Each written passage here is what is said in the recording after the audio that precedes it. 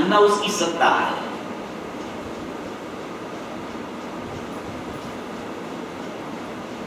सूरज है ना, सूरज, उसमें से प्रकाश निकलता है, भी प्रकाश निकलता है, तो वो प्रकाश कभी सूरज को छोड़ता है नहीं। सूरज के बिना कभी प्रकाश होता है नहीं। अभी प्रकाश और सूरज, प्रकाश और सूरज, प्रकाश और सूरज, ये उत्पाद हुआ, फिर ध्रुव में गया, फिर उत्पाद हुआ, ध्रुव में, ये प्रक्रिया तो अनादि से चलती है। उसमें वो प्रकाश कहां पड़ा, तो प्रकाश का क्या बिगड़ा, वो चला गया कहीं। तो प्रकाश यहां आया सूर्य का सवेरे में, तो प्रकाश का तो कुछ बिगड़ता नहीं है। प्रकाश प्रकाश रूप रहता है और फिर प्रकाश सूर्य में चला जाता है। प्रकाश के माध्यम से जैसे सूर्य की पहचान होती है, ऐसे ज्ञान का अंश जो प्रकट है, लक्षण है, वो लक्षण से लक्ष्य जानने में आता है, लक्षण से लक्ष्य का पता चलता है। अभी सवेरे प्रकाश हुआ तो यहाँ अपन बैठे, तो भी सूर्य तो दिखता नहीं है, सूर्य तो बाहर है ना ऊपर, अपन तो यहाँ बैठे, तो प्रकाश तो आता है यहाँ पे। तो अपने को सचमुच में दिखता क्या है? ये अभी ये शास्त्र दिखता है कि लाइट का प्रकाश दिखता है? अभी प्रकाश बंद कर दो, क्या दिखेगा? जानने में क्या आता है जीवों को? ज्ञेयों की सत्ता के काल में जीव को ज्ञान जानने में आता है। बहुत बढ़िया ज्ञान। ज्ञेयों की हयाती के समय ज्ञेयों को दूर नहीं करना, ज्ञेय को हटा के ज्ञान को देखना, तो उसमें तो पुरुषार्थ क्या है?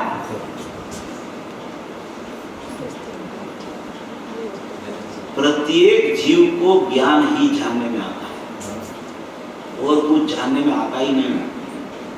ज्ञान के अलावा किसी को वो जान भी सकता नहीं।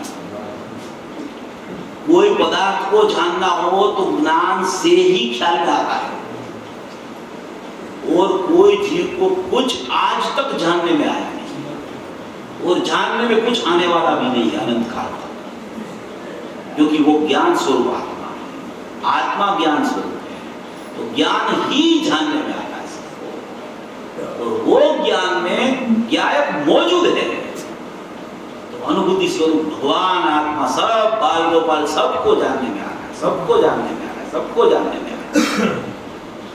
वेद से देखो तो ज्ञान जानने में आता है, अवेद से देखो तो ज्ञायक जानने में आता है। उसके अलावा कुछ जानने में आज तक किसी को नहीं आया, और कुछ जानने में आने वाला भी नहीं है। उसकी भ्रमणा से वो कितना भी सोच ले, वो सब भ्रांति है उसकी। भ्रांति का नाम संसार है। भ्रांति चली गई, संसार चला गया।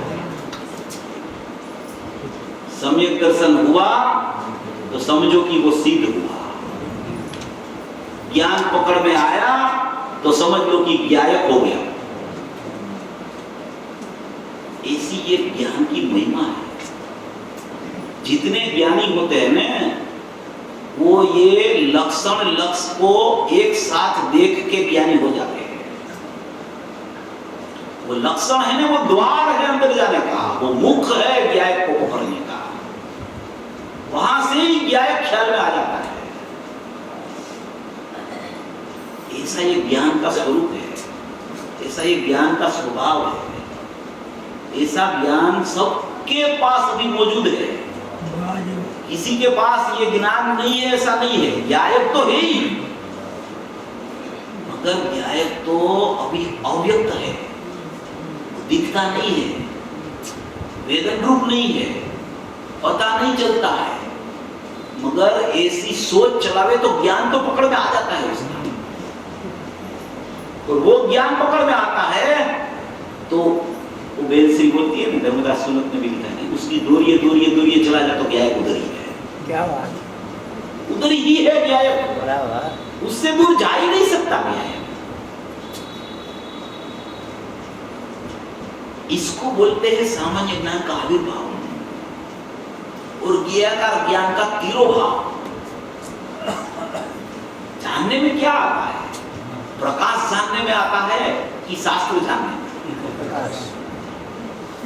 आप सोचो, विचार करो, प्रयोग करो।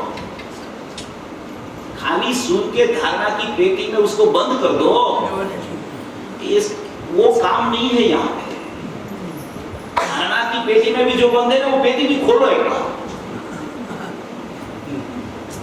और विचार मंथन में लगाओ उसको कि मैं अनादि से कर क्या रहा हूं। खाली सुन रहा हूं, खाली पढ़ रहा हूं। विचार, चिंतन, निर्णय वो कुछ होता है कि नहीं?